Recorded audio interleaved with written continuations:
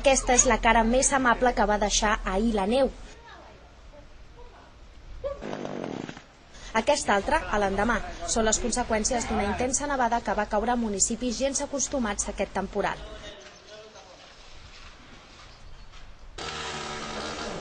Des de primera hora del matí, els operaris han netejat els arbres i branques caigudes als carrers, com veuen aquí, en ple centre d'Esplugues del Llobregat.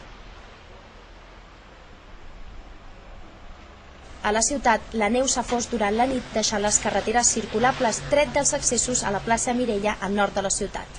Ara bé, s'ha hagut d'anar amb compte durant tot el dia amb les plaques de gel que han quedat al terra. Com veuen, s'ha fet difícil el caminar. Els instituts Blume i la Mallola finalment sí que han fet classe, han estat els únics.